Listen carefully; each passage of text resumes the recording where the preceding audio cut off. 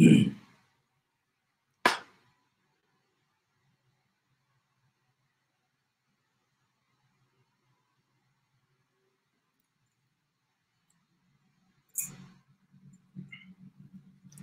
afternoon, ladies and gentlemen. SETA Berlin is now hosting a web panel on the topic, the European Union under Germany's presidency, a real chance for de-escalation and restarting the UN peace process in Libya. In our discussion with distinguished experts, we have Claudia Gazzini, Christian Hanna, and Reiner Herman, and Murat Aslan. We will focus on questions with regard to a real chance for a de-escalation and restarting the UN process in Libya. Well, I would like to introduce with some basic information in the issue, and we'll then start with the panel. Let me start. So the high-level Berlin conference under moderation of Germany in coordination with the UN took place on 19th January 2020 to find a solution to the conflict in Libya between the United Nations recognized Tripoli-based government of national accord, GNA, under Fayez al-Sarraj, and the troops led by warlord Khalifa Haftar. The outcome on the table was, as expected, to stop the influx of weapons that external actors are making available for the warring parties. The conference participants committed themselves to unequivocally and fully respect and implement the arms embargo established by the United Nations Security Council. However, the United Nations has not been able so far to effectively enforce the current embargo for a variety of reasons. With major support from Turkey and at a lesser extent from Qatar, forces aligned with the GNA in April and in May 2020 inflicted a string of setbacks on warlord Haftar that led to his setback in Western Libya in June 2020. Haftar's, we can call it defeat, shows how decisive foreign support has become for both sides since Haftar launched his offensive in April 2019 with military assistance from the United Arab Emirates, Egypt, and Russia, as well as political backing from Saudi Arabia and France. The setbacks Haftar is facing extends beyond the military realm, signaling that a more profound realignment may be underway. His failure caused fractures within his camp, aggravating discontent over his year-long war, its costly toll, and its general lack of direction. Thus, countries supporting Haftar are about to reassess their positions. Meanwhile, European Union is far away from a united European position among member states with interests in Libya. The failure of recent individual French and Italian diplomatic initiatives all show the pattern of unilateralism based on national interests.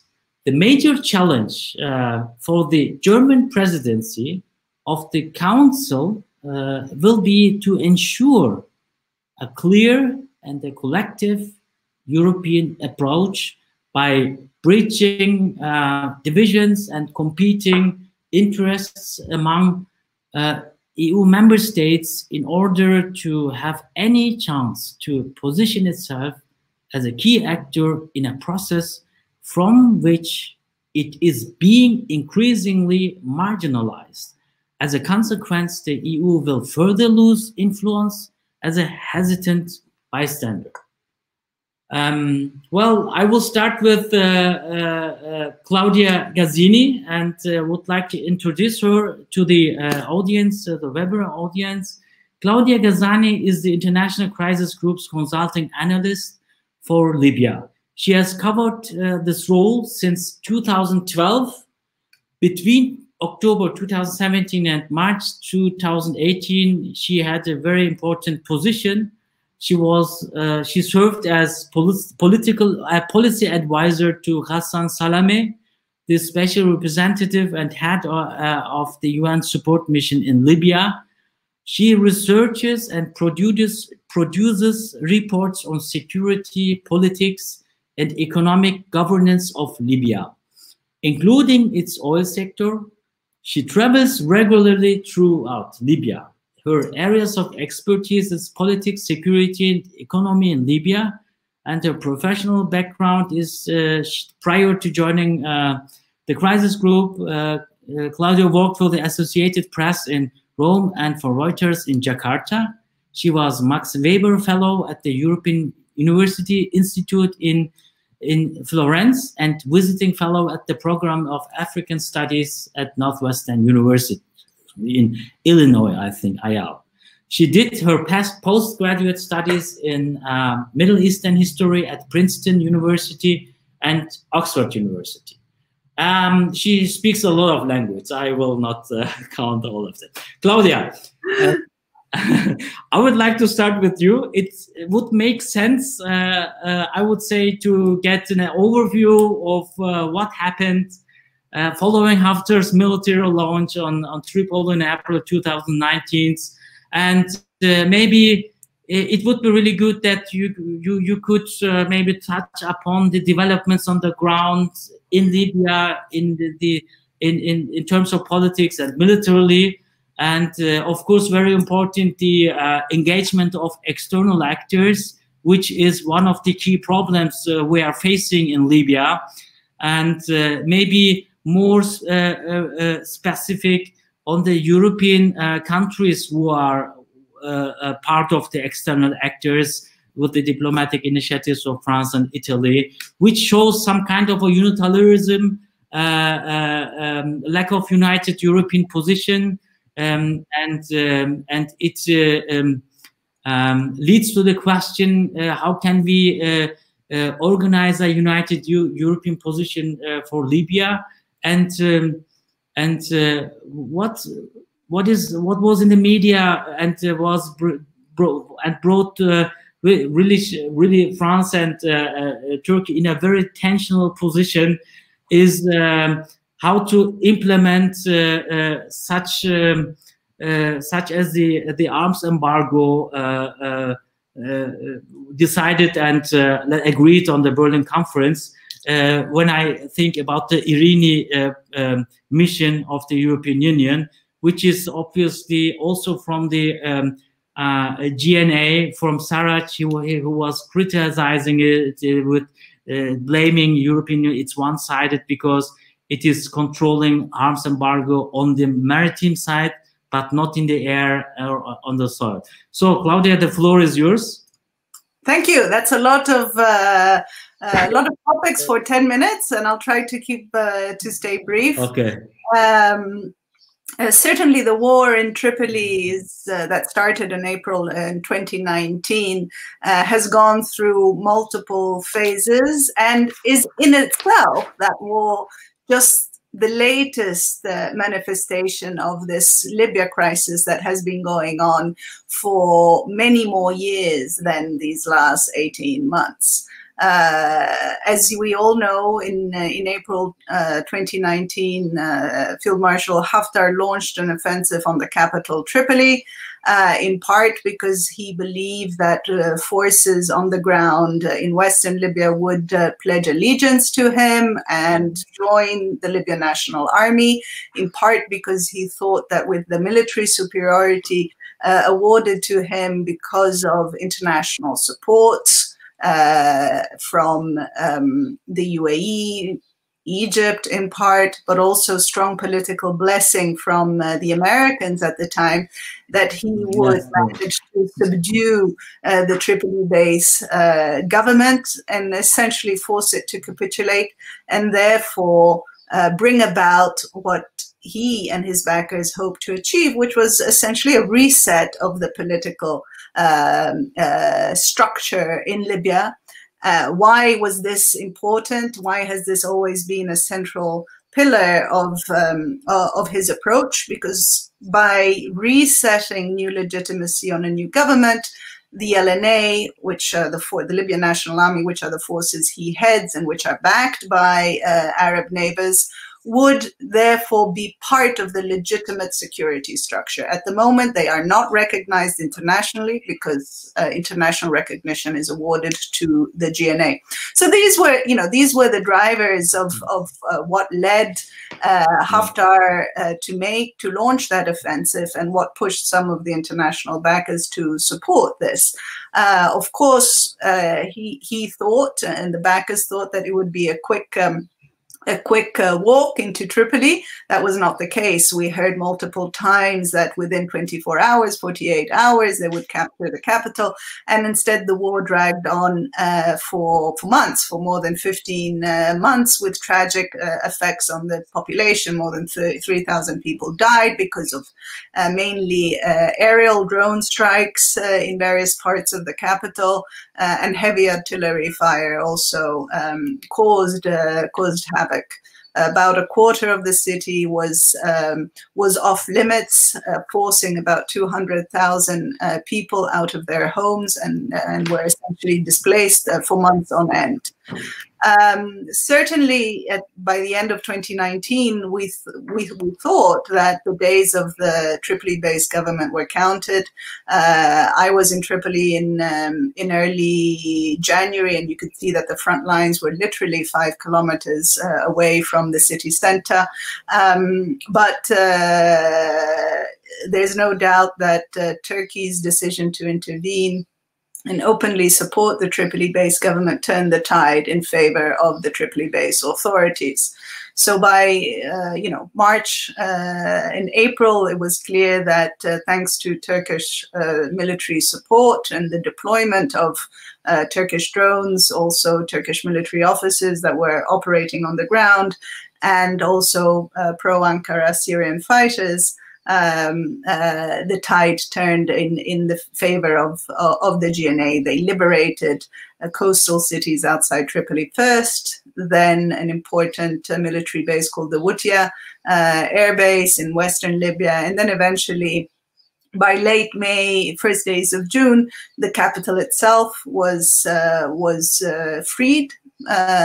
Freed of Haftar forces and Russian military contractors that were on the ground aiding Haftar forces.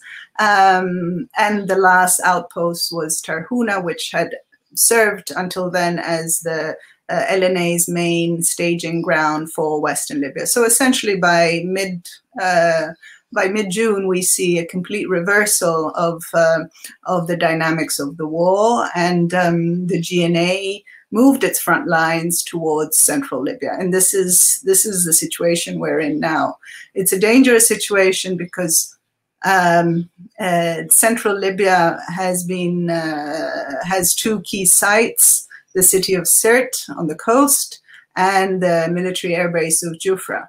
Now, the GNA, strong of the Turkish support, feels that it has the right cards, the aces aligned in order to advance. So we can say that Turkish military intervention switched from being a defensive intervention to defend the GNA, to help it stand its ground and avoid it from being capitulating. It has switched to an offensive posture. We heard Turkish Foreign Minister even as recently as yesterday saying that they intend to support GNA forces reclaim Sirte and Jufra, reclaim control of parts of eastern Libya, the oil terminals, according to what is defined the 2015 demarcation lines, which essentially means moving into the oil terminals. So this creates a new host of challenges because the regional actors supporting Haftar feel very threatened. Egypt, in premise, has threatened to intervene in Libya should the GNA advance into what are considered the red lines, Sirte being the boundary of that red line. Essentially, Egypt feels extremely threatened by a possible Turkish advance into eastern Libya and a potential sort of collapse of the Haftar-led forces that Egypt and the Emirates have been backing all along. I think two issues are relevant here. First of all, the conflicting ideas regarding what is a sustainable ceasefire. It seems that the international backers of Libya's conflict parties have a diametrically different conception of what is a sustainable ceasefire. When they convened in Berlin early in January, and the UN sort of drafted what was supposed to be a roadmap for negotiations that would switch, would move the country away from war and towards a peaceful settlement. The idea was that there would be a ceasefire almost based on equal terms. This idea that you would have 5 military officers on one side, 5 military officers on the other, that would negotiate a ceasefire agreement. The political deal also that was envisaged, which foresaw the gathering of 13 parliamentarians loyal to the Tripoli-based State Council and 13 parliamentarians loyal to the Tobruk-based Council, also envisaged sort of a 50-50 negotiation format where the two sides were neither winners nor losers, but were on equal terms. Now that rationale has changed. For the LNA backers, that rationale has remained the same. The idea that you go to a ceasefire on equal terms, you go to political negotiations on equal terms, and you negotiate on equal terms a government of national unity. Yeah, the Tripoli side, and I hear this echoed also in the remarks of Turkey officials, have slightly switched the argument. They argue that a sustainable ceasefire is not achievable with the current status quo. So the status quo, territorial status quo, is not sustainable, that they need to advance in order to achieve a sustainable ceasefire. Why? Because in their mind, and I hear this echoed a lot by my colleagues in Tripoli, a sustainable ceasefire can only achieve once the Haftar, what they call the Haftar project, so not Haftar as a man, but the Haftar project, is defeated. And that means moving into eastern Libya, causing a sort of implosion from within of the Haftar camp, and essentially undermining the possibility of his foreign supporters to support him further. Only then is a sustainable ceasefire achievable in the eyes of the GNA and of Turkey.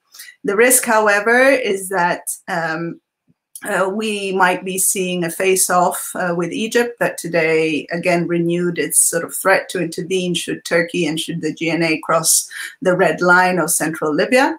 And that would complicate further and deepen the conflict in Libya. There's no doubt. The problem, where is the problem? And then I'll end with this. The problem essentially is that the UN format for negotiations that was outlined in Berlin, again, reinforces the idea that a political settlement in Libya is based on a new power-sharing deal, that you need to go to negotiations on equal terms and forge an agreement on a new government. So this essentially means a new power-sharing, a new skhirat, if you want. This in itself is not a problem. The problem is that neither side, and I say now perhaps Tripoli more than the eastern side, doesn't believe in the power sharing, doesn't believe that there can, that you can actually have a negotiation that produces that. And I don't, I understand their hesitations. We've been there. I mean, we've seen attempts to forge an agreement on a new power sharing deal in Libya repeated times over the years, they've always failed. The failure is in agreeing on who negotiates and eventually who do you agree to nominate as your president. So the absence of an SRSG now is problematic, because maybe the format for the UN-led talks needs to change, but without a new SRSG, it's not going to change. The second problem, of course, is financial. Again, part of the mantra in Berlin was that aside from a ceasefire military arrangement and aside from a political arrangement, you also need to have financial negotiations. Now, the problem is that we're stuck in a disagreement over sequencing. So Haftar forces have closed off oil terminals since January. There has been a push by the US and by the UN in recent days to unblock the situation. And essentially they offered a deal whereby the LNA opens the ports, revenues start flowing, but revenues go into a transit account held by the Libyan National Oil Corporation. And 120 days are taken in order to reach an agreement on a new financial arrangement. The LNA refused this. They want to see the arrangement first and then the reopening of the ports.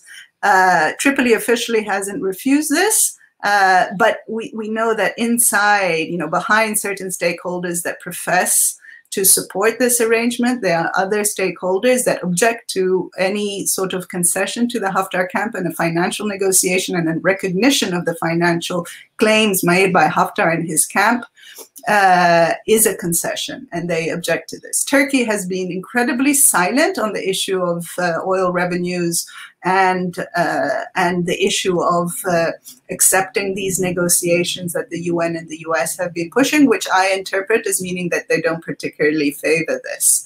And so this is another reason why we're heading again towards a new conflagration, and the reason why there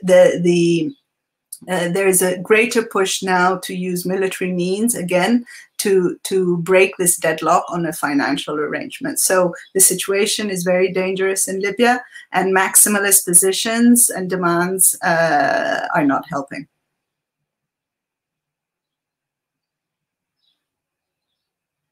I was on mute. Thank you, Claudia, for your really outstanding and great expertise reflecting comments and assessment. And obviously, we have the situation that things domestically between the warring parties will not go, will worsen.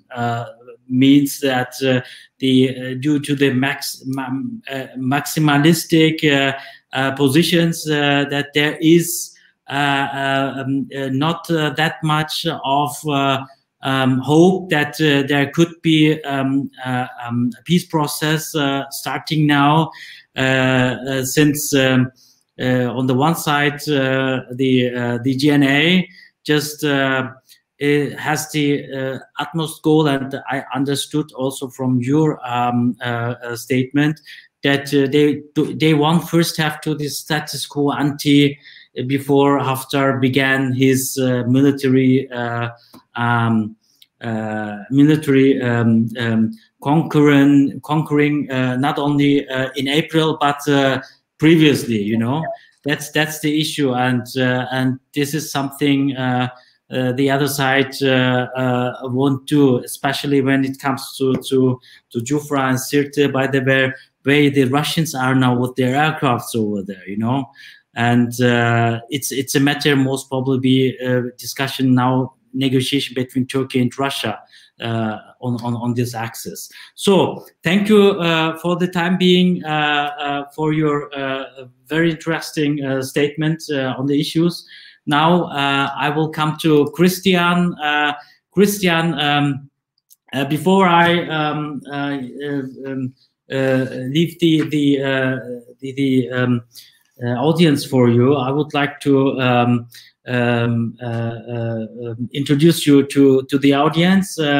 Christian Peter Hannelt is a German political consultant. He is the expert on Middle East, North Africa, and at the Bertelsmann Stiftung, and he is considered one of the best experts on foreign neighborhood policies of the European Union in Germany, which is which I do share by personally.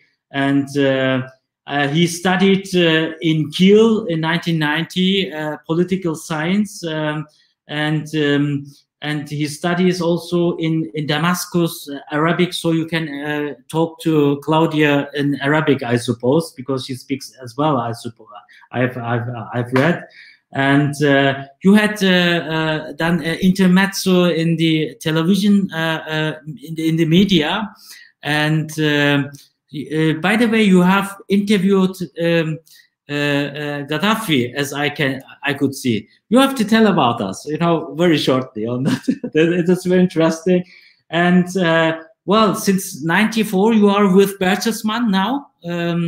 And as I mentioned in your function, and you were of course a person who was very let's say popular during the Arab Spring as an interview partner, I suppose, and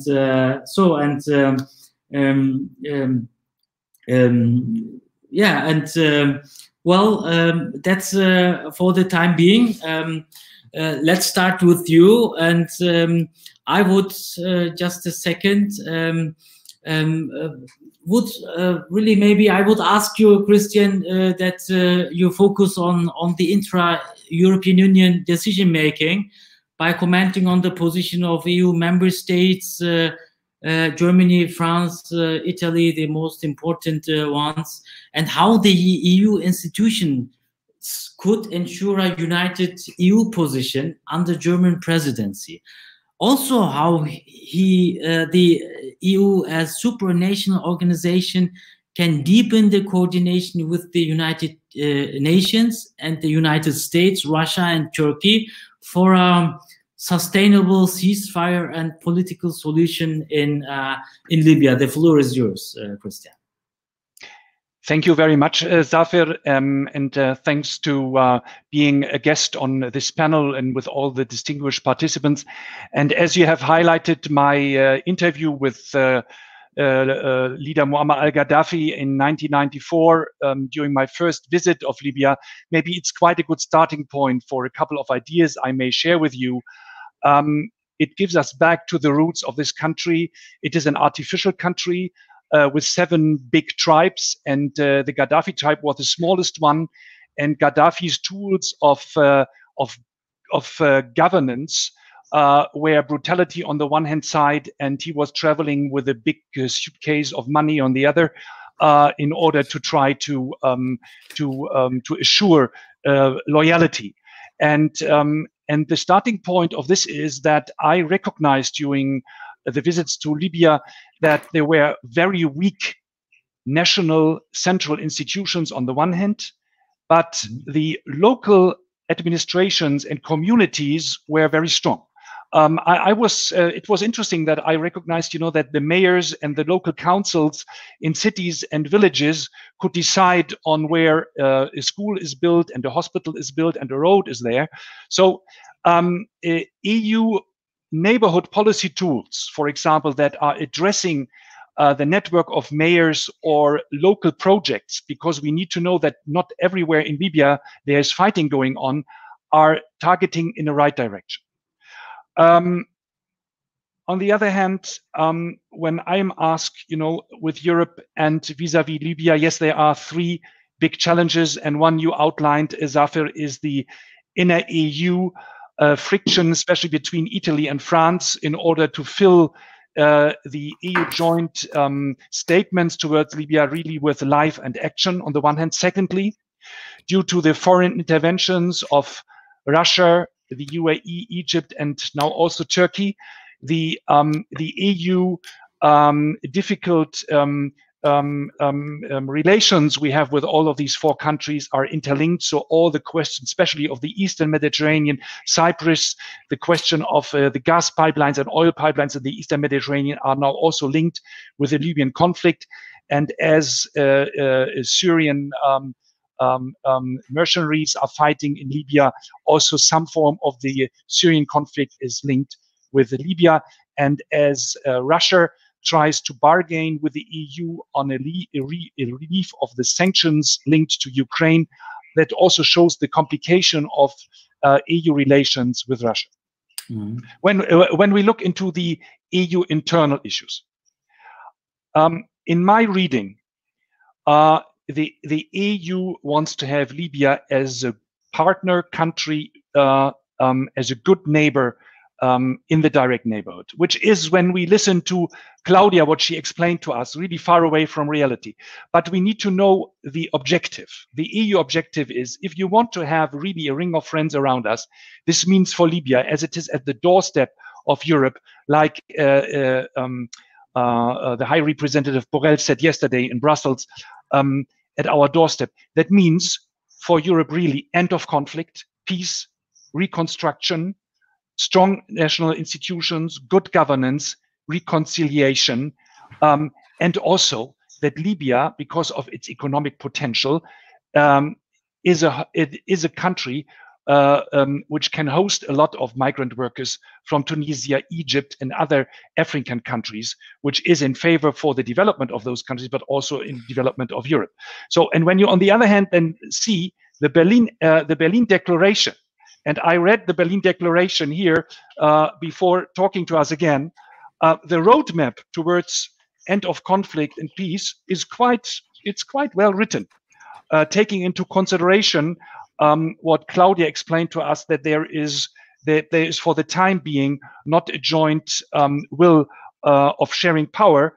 It means you need really decisive political will to implement the political roadmap of the Berlin Declaration. And that means, first of all, for the EU really to strengthen their foreign policy instruments. And that is to say, first of all, to bridge France and Italy. And just shortly to explain why we always talk about France and Italy. France has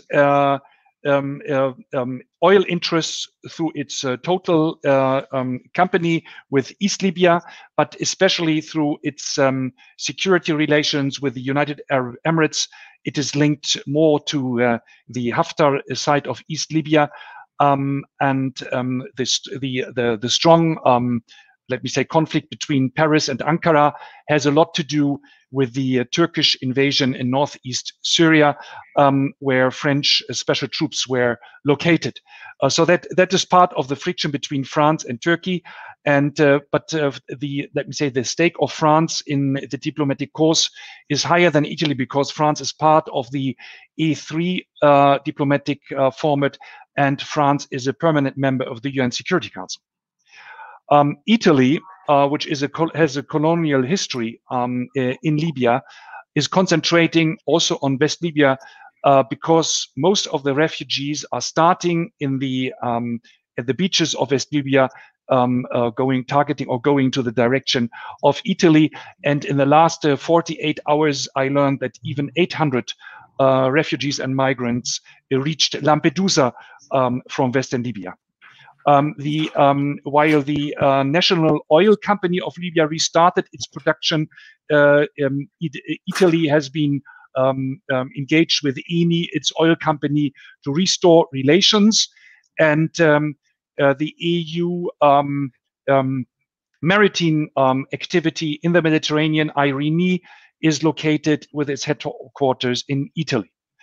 Both countries, France and Italy, have different relations with Russia and Turkey.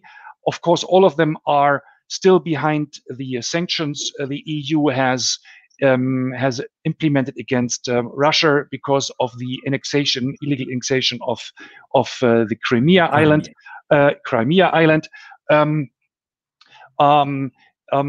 Italy and France tries to re-engage EU dialogue with Russia, and Italy has strong relations with Turkey, which has also a lot to do because Italy is depending on gas supply routes which go through Turkey to Italy. So Germany is in between, and Germany has now the special responsibility of Libya because it has been endorsed by the Foreign Affairs Council of the EU to hold the Libyan file and to implement the Berlin Declaration together with the High Representative Borrell. And this special responsibility, there were what also Claudia explained to us, only some diplomatic progress on the follow-up committees, but the major issue of arms embargo, of ceasefire, has not been really progressed, and the interconnectivity with the other rivalries in the Eastern Mediterranean with the Libyan issue has been increased, as well as the conflict with Russia we have. When you read the joint statement, so Germany is aware about this friction, and there has been 2 weeks ago a joint statement of Germany, France, and Italy on Libya. It is very vague, we have to say. They are calling for a credible ceasefire. They are calling for a re-architecture of the Berlin process.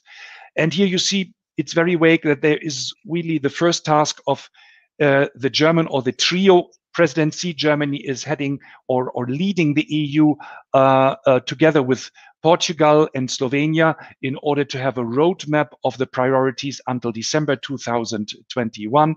You see that there is still a lot of hard work diplomatically to do.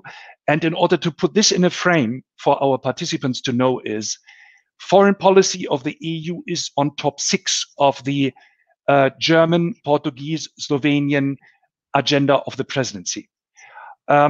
You could say, so foreign policy is far away. Of course, there is a concentration of the German EU presidency on the social and economic recovery of the economy of Europe and the European member states following the pandemic. But as stronger economically and financially the EU is, the better their performance foreign policy-wise is. So this has an implication. But when you read top 6, the EU really has put itself on a more forceful EU foreign policy aspiration. And this means first, coordination with US, they stress, with UK, and then focus on Africa, which means Libya and beyond. And on critical tasks now is, and Claudia has pointed out the importance of the special UN representative is, to push the issue on the diplomatic scenery in New York forward. I learned that there is a mood to appoint a US diplomat. I think this would be in favor of the EU to have an US diplomat, a strong personality to fill the UN role, because the US still plays a role in Libya.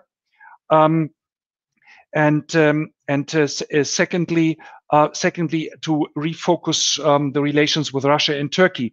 And as you said in the beginning, Zafir, Turkey is high on the agenda of the Foreign Affairs Council meetings. Yesterday in Brussels, and also the next one, Turkey is high on the agenda. And this shows, on the one hand, the big concerns of the EU 27 foreign ministers, that there is concerns and also some annoyance because the list of conflicts we have with Turkey is long. It's not just with Libya, it is or Cyprus. It has to do with the Kurdish issue, with the Syrian issue, with the human rights, rule of law, and press freedom, and other issues, with a long list of aspects on the Turkish-EU relations. But on the other hand, there is the awareness. Turkey is EU accession country. Turkey is NATO member. It's hosting refugees, and we want to work on this issue with Turkey. And the EU has no interest that the economic and financial crisis is hitting Turkey too much. So there is, as a point of cooperation between EU and Turkey, the upgrade or the rebuild of the customs union for more integrated and stronger economic relations between the EU and Turkey. But this means that the government of President Erdogan is addressed to offer political compromises vis-à-vis the EU. So this will be decisive in parallel with the Libyan issue. And for the EU, finally, I would say there is also a clear naming about the difficult relations we have with the United Arab Emirates and also with Egypt, as they are external partners, and Reiner will explain more on that issue. So we have to name the stakeholders and also the spoilers, and an arms embargo just to be implementing on the sea is not enough. You need to do it also on air and on borders. And to do this, the EU needs to have a stronger UN backing and lobbying in New York. And there, Germany is member of the UN Security Council. Maybe I stop here for our discussion. And go further for the further statements of our panelists.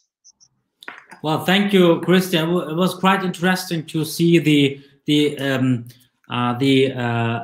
interests, particular interests of Italy and France. On the one hand, France is more security oriented in Libya, and I have the impression in terms of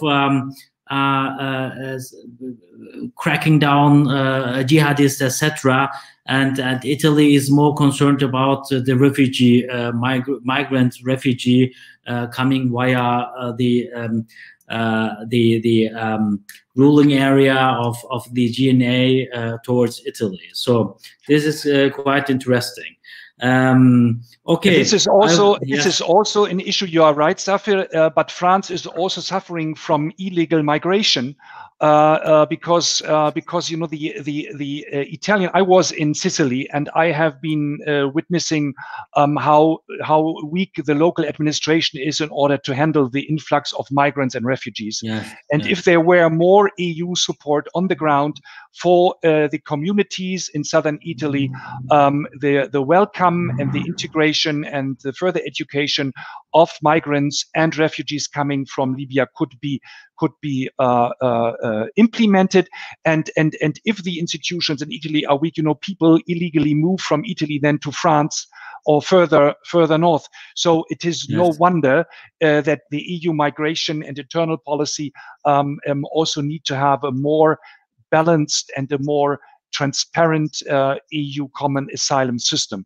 It's also on the agenda of Germany, and as you made the point, it's interlinked, these issues, and Berlin is very much aware about the interlinkages also in this direction. But Libya is more than human trafficking. Libya is really more. If you have really a stable and progressing Libya country, it is a host country for labor workers, especially from Libya, from Tunisia and Egypt, and this should be a direction of EU policies in the future. Okay, thank you, Christian. I will come now to Reiner Herman.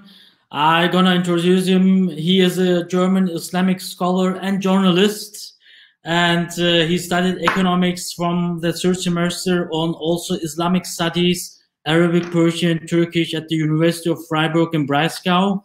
The University of Rennes, it's in France, or? Rennes. Yeah, Rennes, okay. The University of Basel and in Damascus.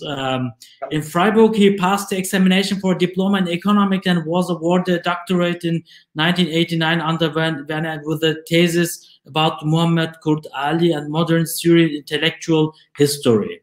And then he worked as an editor at the Federal Office for Foreign Trade Information in Cologne. In 1990, he was correspondent in Kuwait during the time of the Iraq invasion. From 91, he was correspondent of the previously mentioned agency in Istanbul. He retained his post when he joined the economics editorial staff of the Frankfurter Allgemeine Zeitung, and since then are you with the Frankfurter Zeitung, or Reiner?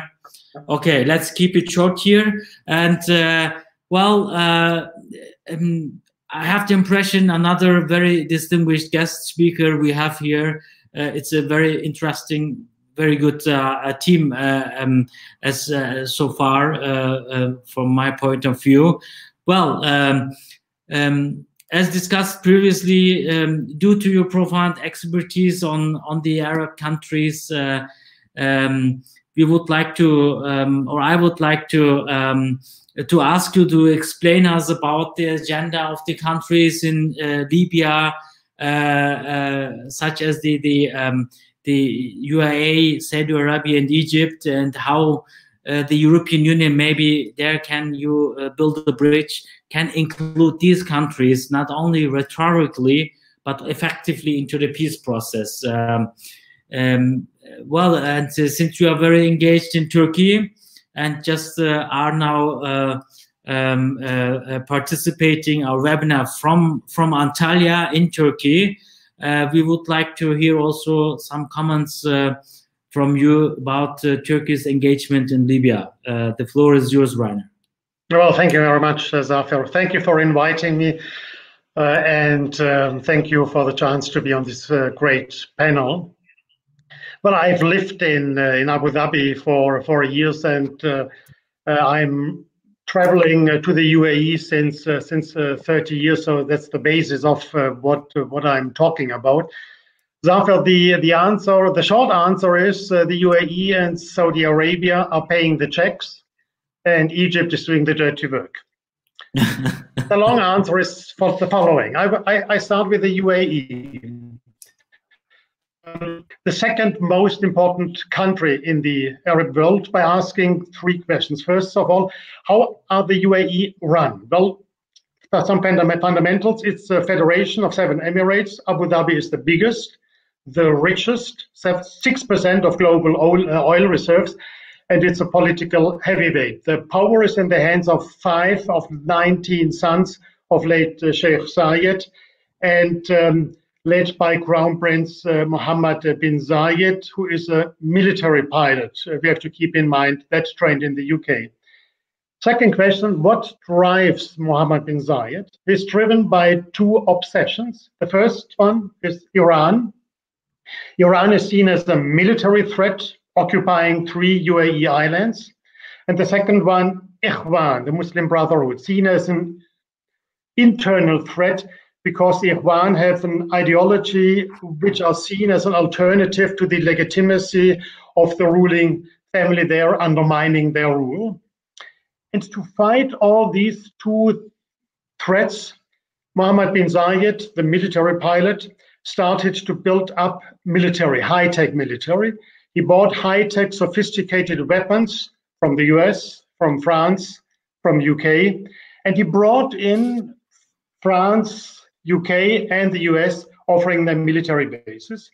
All that is being used for deterrence, if you look to Iran, but also with the army to fight political Islam everywhere in the Arab world. So the third question, what for is all that? Well, for not allowing the ideology of the Muslim Brotherhood to take root anywhere. And in order to succeed in Libya, Mohammed bin Zayed made an alliance with France. France is giving the political coverage, the diplomatic coverage for what the UAE is doing there, and for supplying, and France is supplying weapons. And also with cooperating closely with Egypt, doing the dirty work on the ground. The UAE is too small for a country like a leader like Mohammed bin Zayed. And the ultimate aim is to establish in Libya a military dictatorship which is controlled by the forces of the so-called counter-revolution under the leadership of the UAE and Saudi Arabia. So Libya is a part of the UAE strategy to project power in the Arab world, and by paying for Russian, French weapons, mercenary, but also supplying Sudanese mercenaries through its own Black Shield security company. So much for the UAE. Second country I can make relatively brief, because Saudi Arabia is rather less important in Libya, preoccupied with the military fiasco in Yemen, and also preoccupied with domestic politics to consolidate the rule of the crown prince. So we have to have a look at the relation, at the link between the 2 crown princes of Abu Dhabi, Mohammed bin Zayed, and Saudi Arabia, Mohammed bin Salman. Mohammed bin Zayed did a lot to elevate Mohammed bin Salman as crown prince of Saudi Arabia by discrediting internationally the 2 previous crown princes, Mukrin and Mohammed bin Nayef. Mohammed bin Zayed needs someone like Mohammed bin Salman, who is like-minded as a strong leader, because the UAE as a country is too small to do all that by its own. So if they act together, they can shape the Arab world, and that's what they are about. The most important Arab country is Saudi Arabia, and the second one is the UAE. Still, there is a king, King Salman, 85 years old. His predecessor, King Abdullah, was obsessed with the Muslim Brotherhood, also fought them, but the present King Salman had rather friendly contacts and relations with the Brotherhood while he was, over many years, half a century, governor of Saudi Arabia. So Saudi Arabia presently, as I see it, has a rather marginal role in Libya, not so Egypt. Egypt was once the leading country in the Arab world, but relegated during Mubarak and falling even further during the regime of Sisi. The Sisi regime sees Libya as essential for its national security because of the long border, the threat of spillover, of weapons, of terror, but also of political ideas. The Brotherhood. So Egypt feels threatened, and therefore is threatening itself with intervention. And for Egypt, it is crucial to have a like-minded ruler in the neighboring country, because inside Egypt is much less stable than it seems. They have a lot of labor-related protests. Repression is more brutal than under Gamal Abdel Nasser. The pauperization is continuing, speeding up with COVID-19. Water issue, when Ethiopia is filling its dam.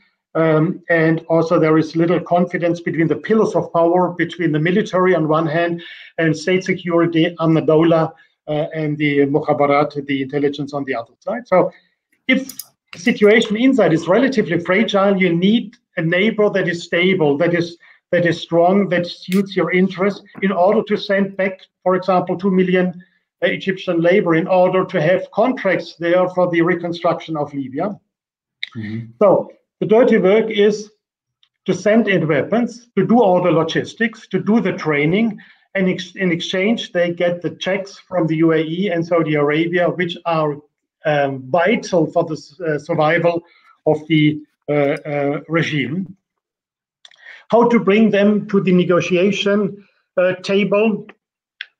Well, let's just have a brief look at the UAE and Egypt. UAE, only the French might be able to convince the UAE to change its policy. There had been a test case on that after the bloody summer of 2013 in Egypt with the coup d'etat and with the Rabaa massacre.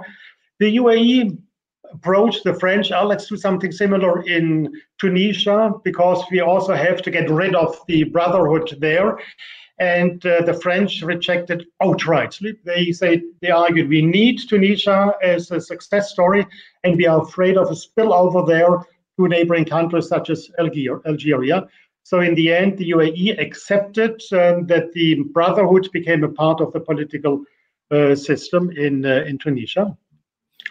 Concerning Egypt, well, Egypt has suggested a peace plan beginning of June, ceasefire, peace talks in Geneva, dismantling militias, mercenaries, having a democratically elected presidential committee. All this supported by France, by Russia. Is it serious? No.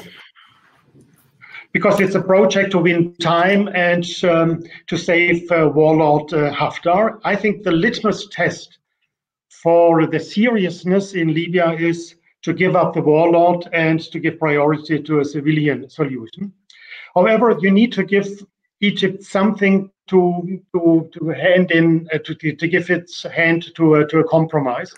For example, political assurances that Aguila Saleh, the speaker in the parliament in Tobruk, can be something like a bulwark against the Brotherhood in a new Libya. Or also economic benefits giving 2 million Egyptian laborers the chance to return to Libya, or giving significant contracts in construction. Well, the question for me is Egypt then ready to sacrifice the territorial unity of Libya in case it cannot impose its will? Is it willing to accept the falling apart into the east and the west of the country? I'm sure Egypt will continue to insist on a buffer zone which will protect its western border. But I don't see any significant chance for Egypt to bring in, not in the case as the UAE, where the French has an impact. Maybe Russia, and I hope we still can talk about Russia, because they also have a say. And for me, it's also a conflict between Russia and Turkey, what we have on the battlefield in Libya. So much from me for the moment.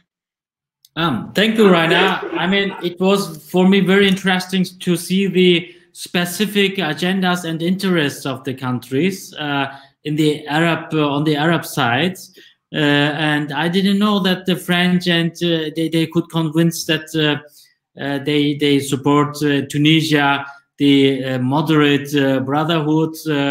So they didn't support it, but they just say let the videos of that. It's becoming too dangerous.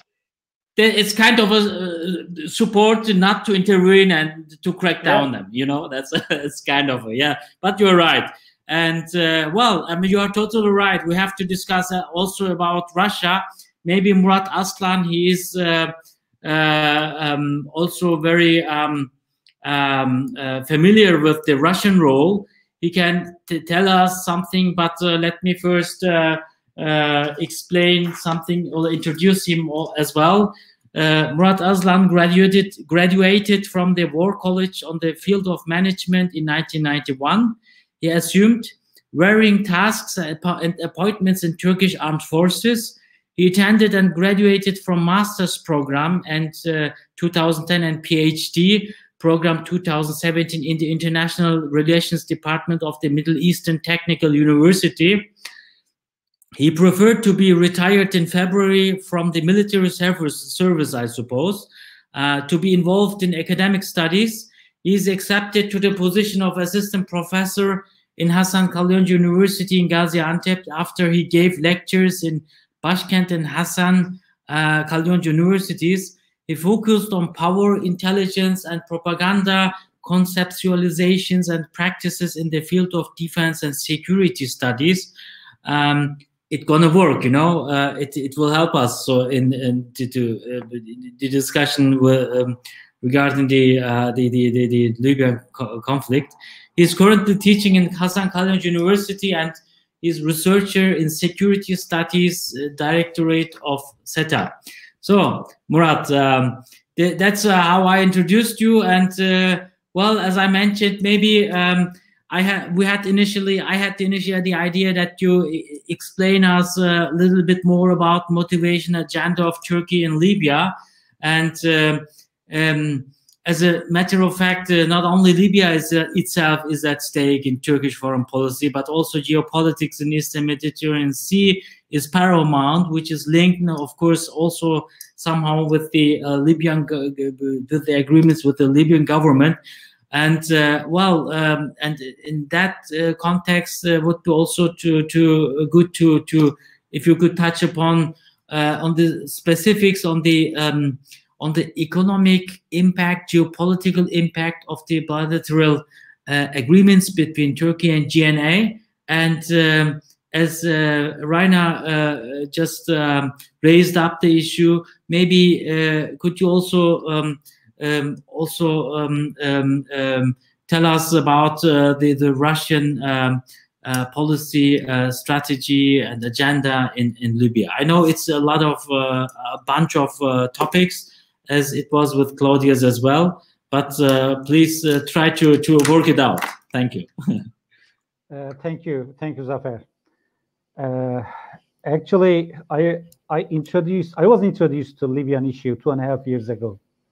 Yes. And I had started a project on security sector reform in Libya.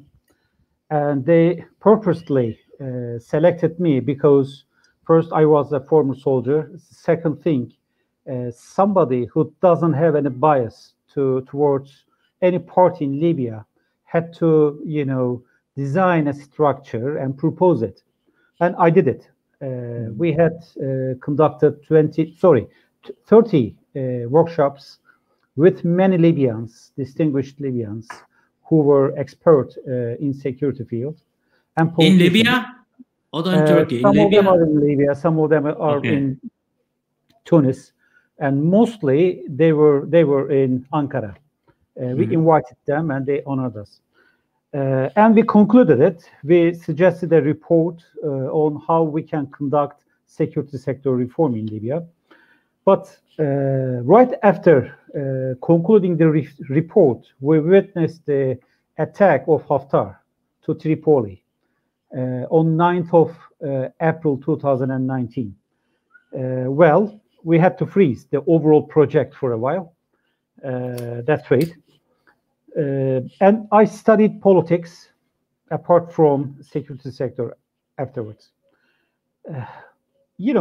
Perception matters, interests matters, and usually you have to be aware of the objectives, agendas, and capabilities of all involving actors if any crisis erupts. And Libya is not exception for that. If you ask what most countries do want in Libya, they will, prefer saying, okay, a strong state that will prevent, illegal immigration, smuggling, or blah blah. But what type of strong state? That's the essential question. I mean, a strong state with a regime that is loyal to some certain countries, or a strong state which is designed by political norms, by democratic norms, and sustainable, as Claudia underlines. I think we need a strong state, but also with democratic norms, and also a country that fulfills the responsibility of a state in the Middle East that could be a kind of format for the others. And that's the importance of the current Libyan crisis. Once you allow any party in Libya who forcefully built a regime that is not favoring the people but the external actors, that means it will work only for the external states, external dynamics.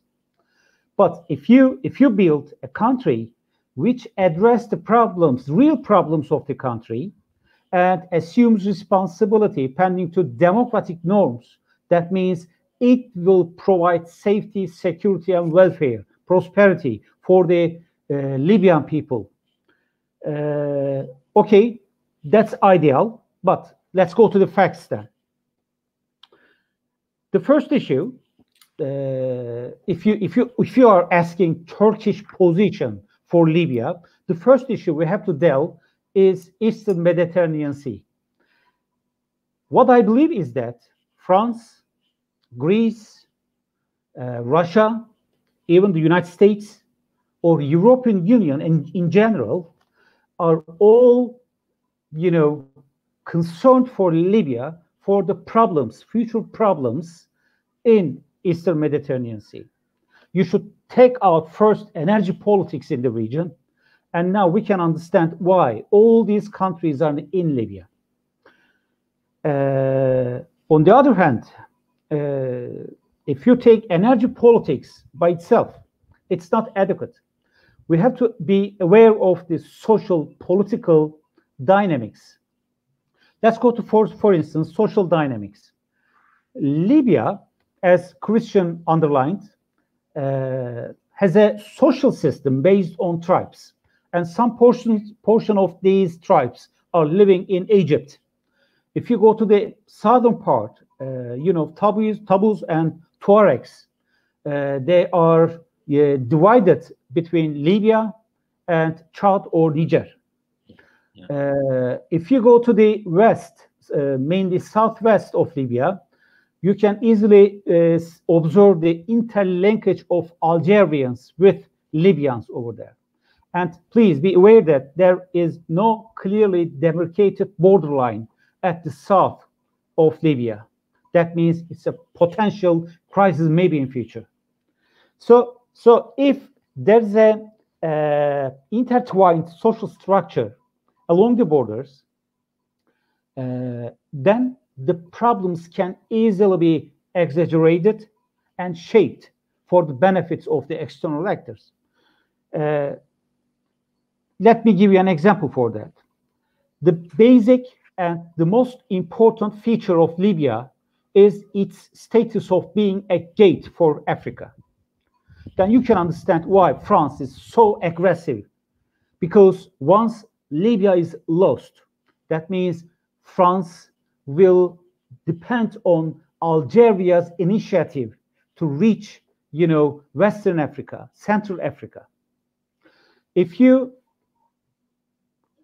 just go through the dynamics at the Eastern Mediterranean Sea and the latest memorandum between Turkey and Libya about the delimitation of exclusive economic zone, now you can understand why Greece is so eager to support Haftar, or is in close consultation with Akila Salih. And Greece decided to open a consulate in Benghazi, and it has different meanings. And if you go through Libyan people, another dimension and social dimension along with Eastern Mediterranean issue, most Libyans does have a house in Istanbul, or some of them have in London, but most of them do have a house in Istanbul.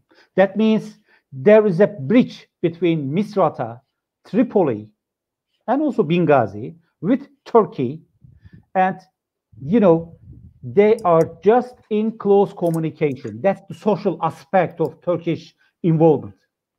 And you can also easily visit, historical facts. 1911 is the date that Libya was annexed to Italy, and it has a kind of, memory in Turkish minds, but it's not adequate to mobilize Turkish involvement to Libya currently.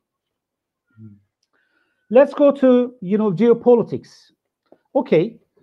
The memorandum that I have mentioned is very important because it cut enosis. That means the dream of uniting Cyprus with Greece now is a dream. Because right after this memorandum, now Libya and Turkey has built a kind of wall just in the mid of Mediterranean Sea. And I know that it's not acceptable for the Total, for the multinational energy companies of the other countries, and also Greece. Then the question appears if geopolitics is still arising from the natural geographical features or created barriers. So we see that now we create barriers in the current modern world, and geopolitics is created anymore by means of such agreements. Another dimension that Turkey is concerned is about the regime security. Well, I said perception. What Turkey believes is that Sisi is a project, as Claudia mentioned. Yes, Sisi is a project of Eastern Mediterranean Sea. That's clear. He popped up by a military intervention. The elections are not that much fair and transparent, and we have a leader. And now, right after Egypt, if you witnessed another regime change by means of Haftar or anybody else, Haftar is just a figure, that means there will be a diffusion of regimes favored by certain countries at the north of Africa and also towards the Middle East. And historically, coup d'etats and interventions to the regimes is a burden for Turkish democracy, and it will be perceived as a threat. That's reality. If you go to the threats after 1950s in Turkey, people easily will recall the memories of that time. So another regime change in Libya will frustrate the Turkish perception for the coming period for a long time, and Turkey then feels to intervene, not directly, but indirectly. Another issue, depending on this regime change strategy, future designation of the Middle East is important. As you can remember, Condoleezza Rice had suffered some words about the newly designed countries in the Middle East. I think the number was 44, something like that. I don't remember exactly. Then, if you redraw the Sykes-Picot Agreement in the Middle East, but with a mentality of another Sykes-Picot-like individual or individuals, then it's a challenge for the current status quo of the state system in the Middle East. So are you ready to tolerate such kind of change currently? I don't think so.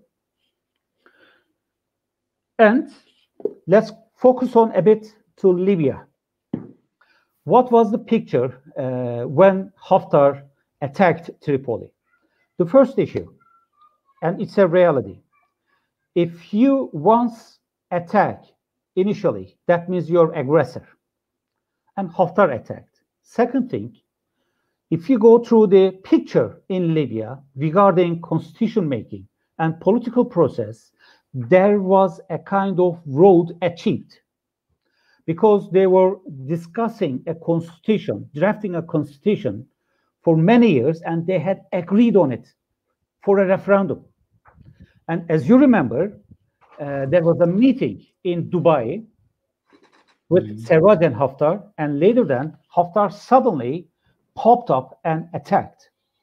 That means the desired Libyan state, which was a product of Libyan people and legitimate, was challenged by a general of Libya.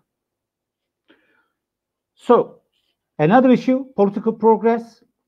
I remember one, workshop of Libyans that I had participated. They were discussing which had to come first, constitutional referendum or political elections. And this issue was somehow a question in the minds. And I was happy because either of them, doesn't matter which one is achieved first, is a good step to build a Libya. And what happened? They first concluded, constitution. So shall we allow Haftar-like individuals in Libya to overcome a political process like this and repeat the same thing afterwards, or continue to, implement it? Another issue, I don't want to take much more time, sorry for that. International law. International law. Well, international law is very clear. Either about Eastern Mediterranean Sea, either about Libya, or any other problem in the region. If you once start something that is against law, that means you are responsible. And what is expected from the UN Security Council, and all members of the international community is to react it. Unfortunately, up until now, legitimacy and international law in Libya has been suffering, because if you once visit Security Council, it's France who provides support to Haftar and United Arab Emirates as a member of Security Council. So how can you trust it? If you go to Russia's position, as you have asked, well, Russia is on the ground with a private company, and sometimes denouncing, okay, they are Russians, though they are private company, not assuming, responsibility of being a state, but still a member of the Security Council. Then the question comes, should we rely on international law or start a self-help system to provide our own security at the Eastern Mediterranean Sea. If all actors respect international law, I think there's no need military activism. But if you once attempt to revise borders and provide support to revisionist actors in the region, that means everybody will be involved for their benefits, maximizing their benefits. And final issue, Russia. Okay, if you ask me, Russia, you have to build a relation with Syria and Libya. Today, you can't divert Syrian crisis with Libyan crisis. Why? The first issue, United Arab Emirates started pumping money to Syrian regime. And that means now the sponsor of either Libyan crisis and Syrian crisis, appears to be the same country. The second thing, the dream of Russians is step up Mediterranean Sea, hot seas. This is an historical objective. And now, after Latakia and Hmeimim Airways in Syria, now they have a footstep in Libya. Yes. Okay, it's not clear yet. They want to have a basing right over there. And you can't deport once they establish a base. And the general accusation is about Turkish cooperation with Russia. I want to make some, clear statements on that. Turkey and Russia is negotiating, established a diplomatic link by means of Astana process. That's reality. But it's not because the desire of cooperation, but the reality of the playground. If you once is not, if you are not supported by your allies on the ground, that means you have to create a kind of balance in the region.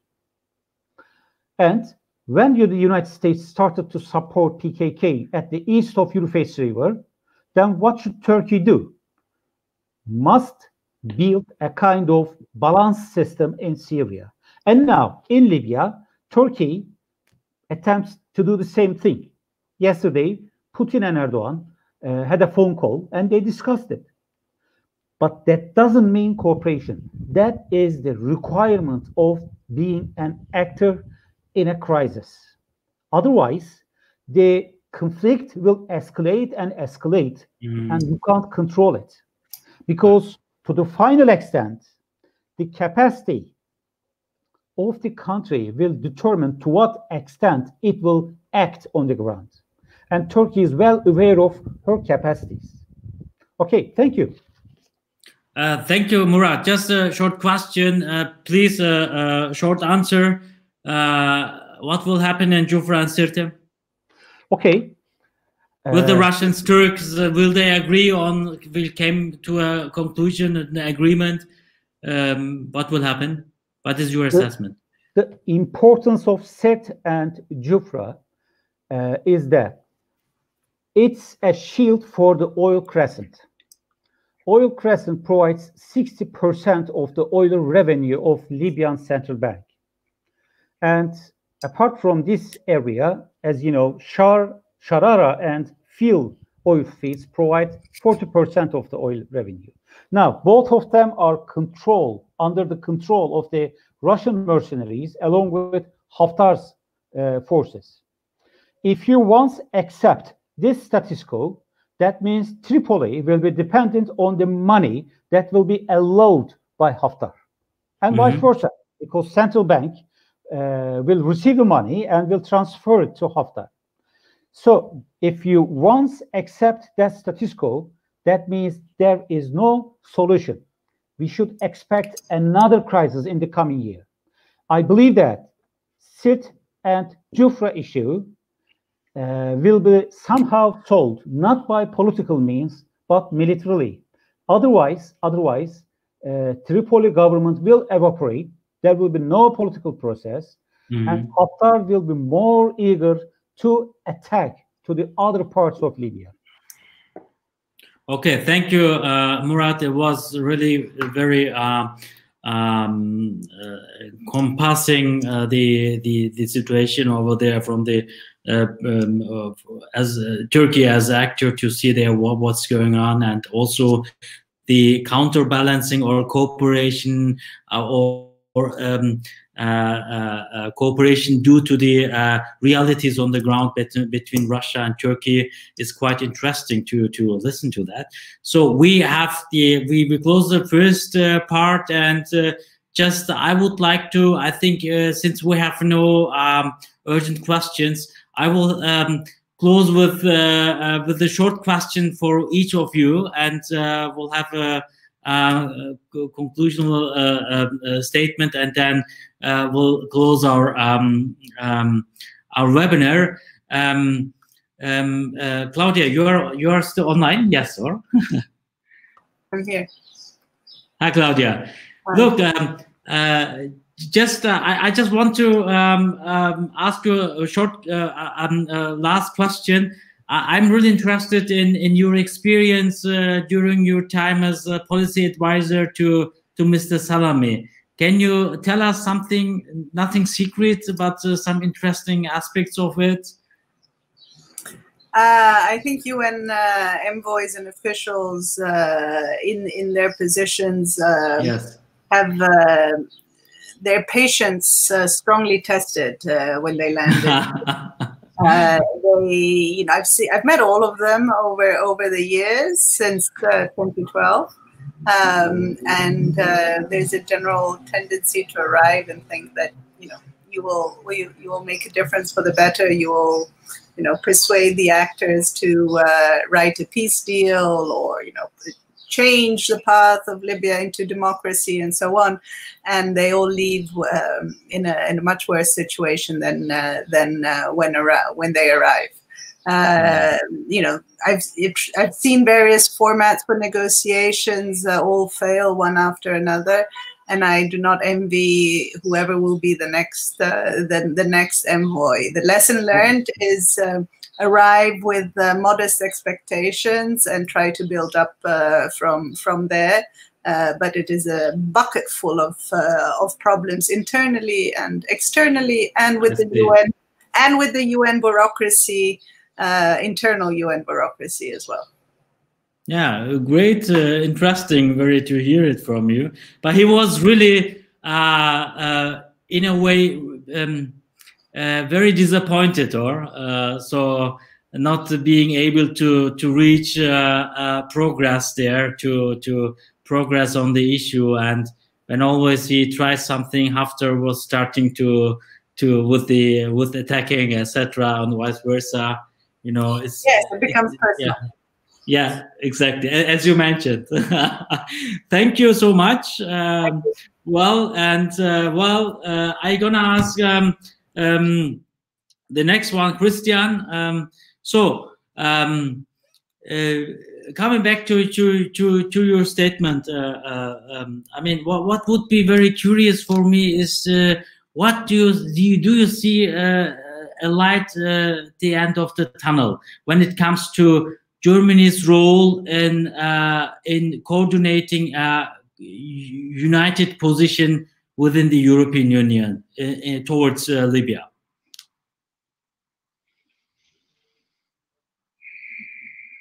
You see that I am really thinking. From my personal character setup, I'm an optimistic person. And I wanted to build on what Claudia said regarding Ghassan Salamé.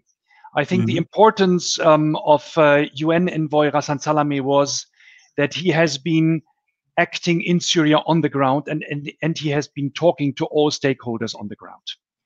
And this made up his importance, and he was in April up to set up this big town hall with all local stakeholders in order to push a Libyan-grown and Libyan-led political process. Here we should get back to it. That has a lot to do with the strength of the United Nations. And here I add your questions after. Germany is in a very delicate situation because it needs to show teeth politically, diplomatically, because it is responsible for the Berlin process, and it needs to work internally in the EU. It has some stakes because there are in parallel negotiations on the recovery fund for the EU. There are in parallel negotiations for the financial framework for the next 7 years that gives room of compromise maneuver vis-à-vis France and Italy. And so I am optimistic, because the fear that what Murat explained to us and Claudia, that there is a risk of further escalation in Libya, gives a push to the diplomatic tool to get Germany in the driving force to really go back to the Berlin process and show, yes, we have started something correctly in January, and we need to really show that we are able to lead the process.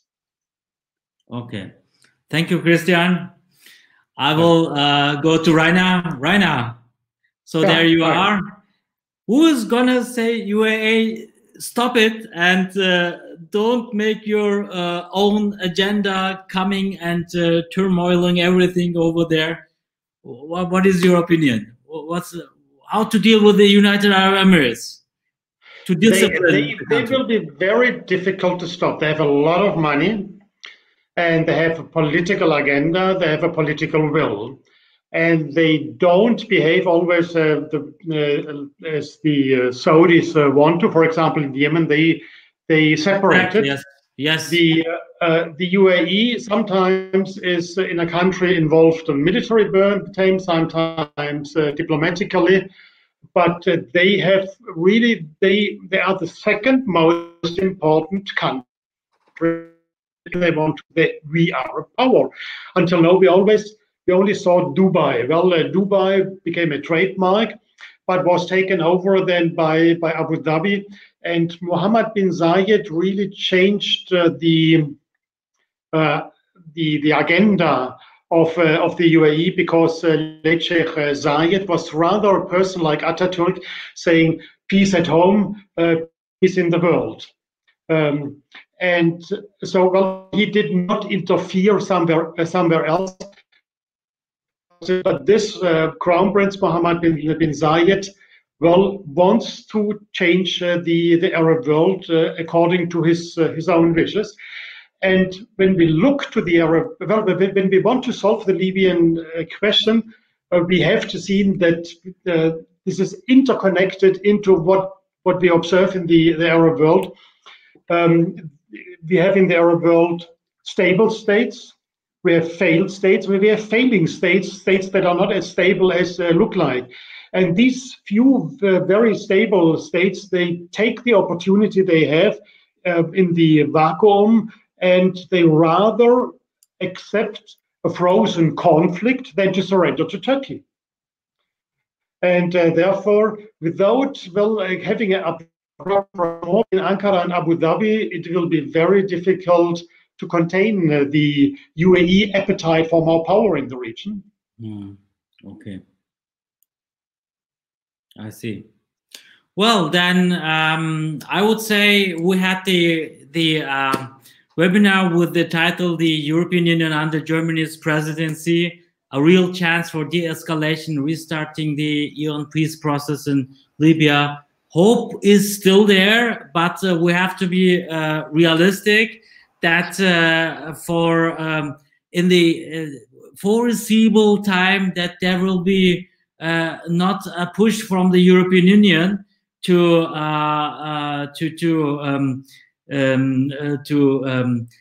lead the Libyan conflict in a very de-escalatory way. So we hope that also for the sake of the people in Libya, that they are suffering, that very soon that they will reach de-escalation, and the UN process, peace process will restart hopefully. And I really thank my guests, outstanding, distinguished guests. I have learned a lot, and thank you, and hope that I can host sometime again you distinguished guests here, and wish you a a nice evening. Thank you. Thank you. Thank you. Thank you very much. Thank you. Bye. Thank you. Thank you for the knowledge